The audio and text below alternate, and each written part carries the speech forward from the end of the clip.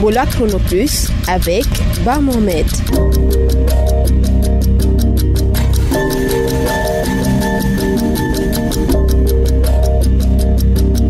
Merci de préférer votre émission de santé Ebola Chronoplus. Au sommaire de ce nouveau numéro, fini ce mercredi à Conakry l'atelier d'harmonisation sur stratégie de surveillance épidémiologique entre la Guinée, la Sierra Leone et le Libéria.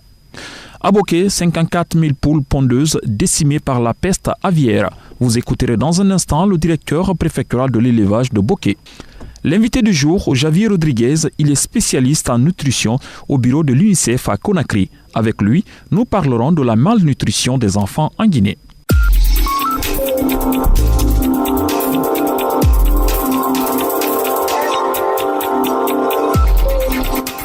Bonjour à tous. Comme annoncé dans le sommaire, les coordinations de lutte contre Ebola de la Guinée, du Libéria et de la Sierra Leone se sont retrouvées mardi et mercredi à l'hôtel Palm Kamaen de Conakry. Pendant 2 jours, les délégués des 3 pays ont élaboré un plan commun contre la résurgence d'Ebola et de parer à toute autre éventuelle maladie à potentiel épidémique dans l'espace de la Manoreva Union. Compte rendu, Alexis Collier. Se mettre en harmonie et établir une stratégie commune de riposte en cette période de surveillance renforcée, tel est l'objectif de cette rencontre. Le docteur Sakoba Keïta est le coordonnateur national de lutte contre Ebola en Guinée. L'objectif de cette réunion, c'était pour aider les 3 pays à mettre en place un mécanisme de réponse rapide, non seulement pour rassurer les citoyens de nos populations, mais aussi rassurer la communauté internationale qui veut savoir est-ce que après la phase 3, nos pays sont en mesure de répondre rapidement en cas d'alerte à Ebola. Et on l'a élargi aux autres maladies à potentiel épidémique pour qu'on ne soit pas là seulement pour Ebola. Donc c'était pour préparer nos mécanismes de réponse rapide à faire face à toutes ces pathologies qui peuvent affecter un grand nombre de nos concitoyens. Pendant 2 jours d'échange, les participants ont examiné les faiblesses et les forces de cette période de surveillance renforcée. Chaque pays a présenté son mécanisme de riposte rapide face à une éventuelle épidémie, ajoute le docteur Sakoba Keïta. Il y a eu beaucoup de revendications quant au test même de ce mécanisme et à faire des simulations, de contrer des alertes éventuelles. Je crois que dans les jours qui viennent,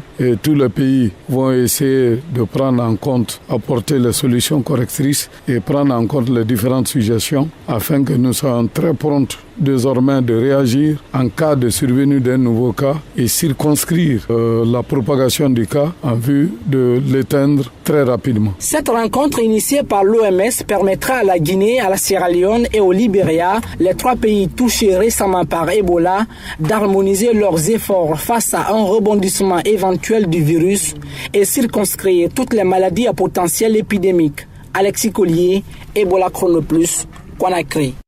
À Boké, les 54 000 poules pondeuses décimées la semaine dernière ont été infectées par la peste aviaire. L'annonce a été faite ce mardi par la direction préfectorale de l'élevage de Boké. La maladie de la peste aviaire, aussi appelée Newcastle, est une affection foudroyante et très contagieuse. Cette maladie des poules pondeuses se manifeste aussi par une forte fièvre, une forte soif et des troubles respiratoires et nerveux. À propos, écoutons le docteur Bangoura Fassouri, directeur préfectoral de l'élevage de Boké.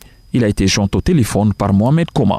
Quand les échantillons sont rentrés à Conakry, ça a été confirmé qu'effectivement, c'est le Newcastle. Et après le Newcastle, on a trouvé des vers. On a trouvé les salmonella, on a trouvé aussi les ascardioses. Un poulet qui est atteint de Newcastle, il passe de Sangaridi par exemple dans le train, il descend à Kamsar, il peut décimer toute cette maladie dans son passage. C'est une maladie très rapide à s'étendre sur la volaille. Et c'est la maladie qui sévit dans la zone de Boké et partout dans la République de Guinée. Mais disons une chose, le Newcastle ne peut pas passer directement sur l'homme. C'est pas comme la grippe aviaire, il ne faut pas que les gens pensent que c'est une maladie qui peut sauver. Les poulets qui sont restés, je leur dis de les abattre et de les mettre à congélation pour la vente. C'était le docteur Bangoura Fassouri, directeur préfectoral de l'élevage de Boké. Il a été joint au téléphone par Mohamed Koma. Selon le dernier rapport de la situation épidémiologique d'Ebola en Guinée du 29 février 2016, un cas suspect a été admis au centre de traitement Ebola de Conakry. Aux dernières nouvelles, ce cas est négatif. Le coordinateur national de lutte contre Ebola, le docteur Sakoba Keïta, le confirme au micro d'Alexis Collier. qui avait de la diarrhée et des saignements. Mais je vous informe qu'il a été testé et il est négatif, il est même sorti. On l'a soumis déjà au traitement. Il avait une gastrite hémorragique qui saignait avec du palu dans son sang. Donc effectivement, nous, on ne prend pas de risque. Tout cas suspect qui présente des symptômes de saignement et de diarrhée, nous invitons la population. On a assez de laboratoires maintenant pour pouvoir vérifier très rapidement si c'est un cas d'Ebola ou pas. Donc voilà un peu l'issue de ce cas que nous avons géré durant les 48 heures. Alexis Collier, Ebola Chrono Plus, Zérécoré. Asmaou Diallo, Ebola Chrono Plus, Forécaria. Mohamed Kouma, Ebola Chrono Plus, Séguiré. Sidibé Kondé, Ebola Chrono Plus, Conakry. Korkaba, Ebola Chrono Plus, Serrani. Suivez toute l'actualité dans votre bulletin d'information. En Guinée forestière, le PAM, Programme alimentaire mondial, fournit de la nourriture aux enfants dans les écoles. Cette cantine scolaire vise à aider les écoliers à être dans les meilleures conditions physiques pour étudier. Car frappée par l'épidémie d'Ebola, la population n'a plus les moyens pour s'occuper correctement des enfants. Alexis Collier a visité l'école de Kobela. Suivez son reportage.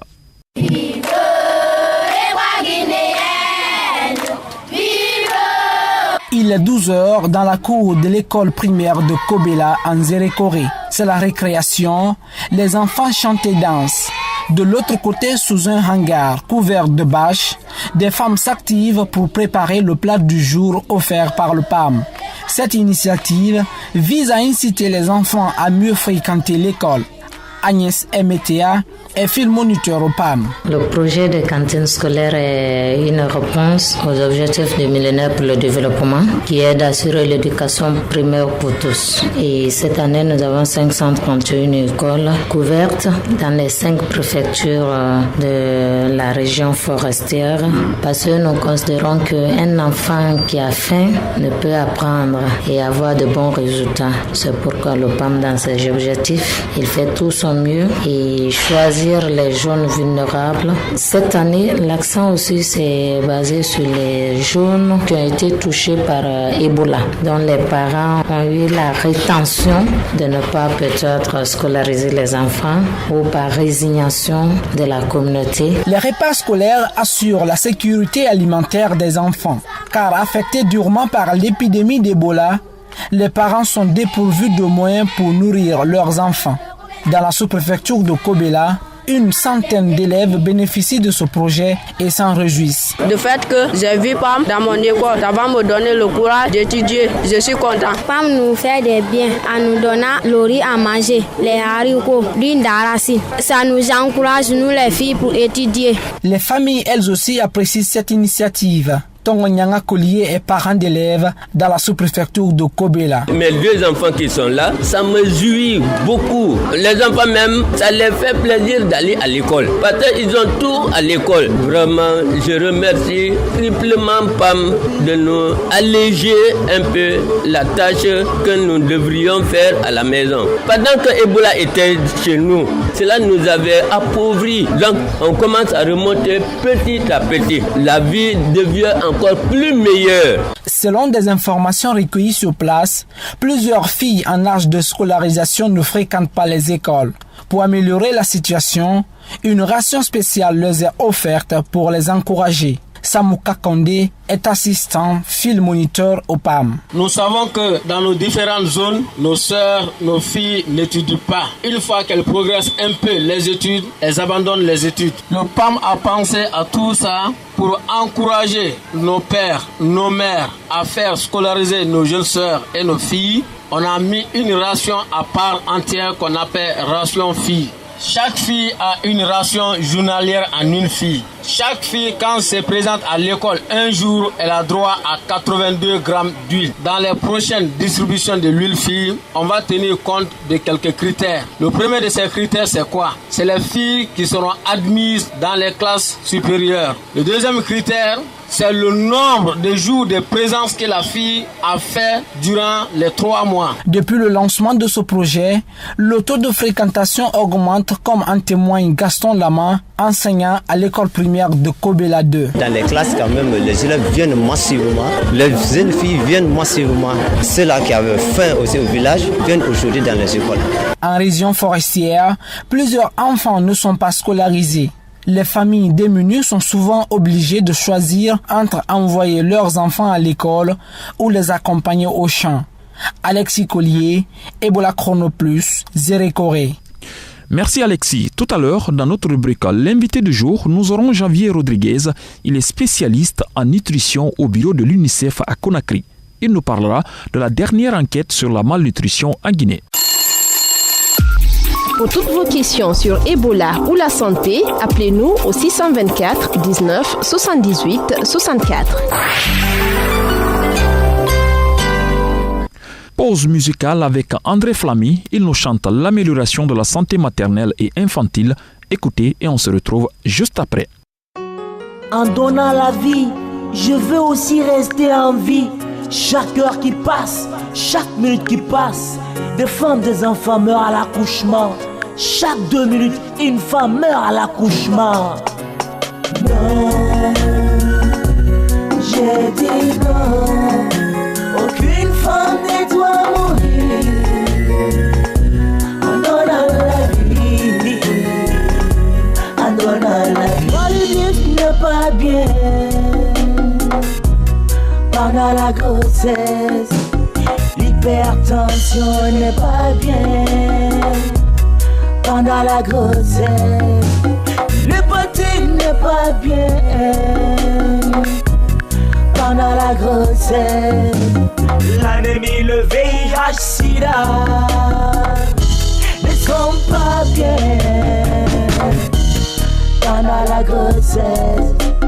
L'excision aussi cause des complications à l'accouchement. Je pleure pour ma maman, je pleure, aïe aïe.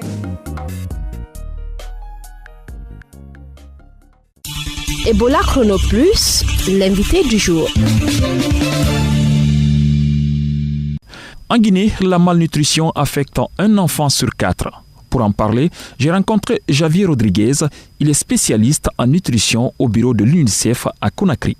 Il faut dire qu'en 2015, on a fait la dernière enquête nutritionnelle au pays et on a trouvé que 1 sur 4 enfants en Guinée est malnutri. C'est une malnutrition que nous appelons malnutrition chronique. Le résultat nous a dit que 26% des enfants de moins de 5 ans sont avec malnutrition chronique et d'autre part, 8% des enfants sont avec un autre problème nutritionnel qu'on appelle malnutrition aiguë. C'est un problème, comme le nom l'indique, aigu, qui menace la vie des enfants. Mais le plus gros problème, c'est que, comme je répète, 1 sur 4 enfants sont déjà avec un état de malnutrition chronique. Est-ce que cette malnutrition est due à une mauvaise alimentation ou quoi? Les facteurs qui nous amènent à la malnutrition sont très variés. Bien sûr que l'alimentation est un des facteurs et c'est très important d'avoir une bonne alimentation pour les enfants, pour les femmes enceintes et même pour les femmes avant d'être en la grossesse, mais ce n'est pas le seul facteur. L'incidence des maladies, les mauvaises pratiques en alimentation et en nutrition,